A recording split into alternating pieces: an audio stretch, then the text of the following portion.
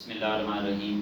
ایک دفعہ کا ذکر ہے کہ ایک ہی گھر میں ساس اور بہو اکٹھی رہتی تھی اور آپس میں ان کا اکثر جھگڑا رہتا تھا، جس کی وجہ سے گھر والے بھی بڑے پریشان تھے کہ ہر وقت صبح دوپہر شام کھانے پینے کے ٹائم اور جب بھی دیکھیں تو ساس بہو کا جھگڑا چل رہا ہوتا تھا۔ تو گھر والے بھی بڑے پریشان تھے، بڑی تدبیریں کی اور بڑا سمجھانے کی کوشش کی، لیکن نہ بہو مانتی اور نہ ہی ساس مانتی۔ جھگڑا ان کا باقاعدگی سے ہوتا تھا جی، ہر وقت بس کوئی نہ کوئی بات ہو جاتی، ان کا جھگڑا شروع ہو جاتا۔ بڑے پریشانی کے دن گزر رہے تھے، تو آخر میں ساس نے ایک اس کا حل سوچا اور جو علاقے کے ایک بزرگ تھے ان کے پاس وہ چلی گئی اور انہیں سارا ماجرا سنایا گھر کا، اور بتایا کہ سارا قصور بہو کا ہوتا ہے اور جس کی وجہ سے ہمارا جھگڑا لگ جاتا ہے۔ خیر اس نے اپنے حق میں اس نے فیور دی کہ میں مجبوراً پھر مجھے بھی بولنا پڑتا ہے، لیکن جھگڑا وہ شروع کرتی ہیں، تو آپ کو ایسا تعویذ دیں کہ جس کی وجہ سے یہ جھگڑا نہ ہو۔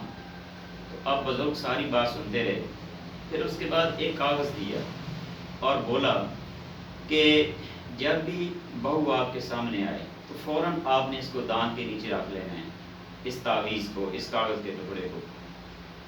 تو ساس اسے سنبھال کے گھر لے آئی اور بالکل اسی فارمولے کے اوپر عمل کیا کہ جیسی بہو اس کی سامنے آتی تو وہ فوراً اس نے اپنے وہ دوپٹے کے ساتھ وہ اس تعویذ کو باندھ لیا تھا اور فوراً وہ اس کو جو ہے نا وہ منہ میں رکھ لیتی، دانت کے نیچے دبا لیتی۔ اچھا، بہو دو چار باتیں سناتی اور پھر خاموش ہو جاتی، کیونکہ آگے سے وہ کارروائی نہیں ہوتی تھی، آگے سے وہ اس کو رپلائی نہیں ملتا تھا، آگے سے وہ جب بہو باتیں کرتی تو اس کو پھر سننے میں باتیں نہیں ملتی تھیں، تو وہ آٹومیٹک خاموش ہو جایا کرتی تھی۔ تو ساس بڑی خوش ہوئی کہ بزرگ نے تو بڑا اچھا تعویذ دی ہے اور بڑا کارآمد ہے اور اس کا بڑا فائدہ ہے۔ تو اسی طرح کئی دن گزرتے گئے۔ اچھا، ایک اور اس میں تبدیلی ہے کہ شروع میں وہ زیادہ باتیں کرتی تھی، پھر آہستہ آہستہ بہو کی باتیں بھی کم ہونے لگیں اور گھر میں آہستہ آہستہ سکون بننے لگا۔ تو ایک دن ساس کو یہ سوچ آئی کہ میں یہ تعویذ کھول کے تو دیکھوں کہ اس میں لکھا کیا ہے اور کیا کوئی کلام ہے یا کیا کوئی ایسا نسخہ ہے کہ اتنا بڑا اس نے کام کر دکھایا کہ ہمارا گھر کا جھگڑا ہی ختم ہو گیا۔ تو جب اس نے وہ کاغذ کا ٹکڑا کھول کے دیکھا تو حیران رہ گئی کہ وہ تو خالی کاغذ کا ٹکڑا تھا، اس میں کچھ بھی نہیں لکھا تھا۔ تو ایک واقعہ کئی سبق۔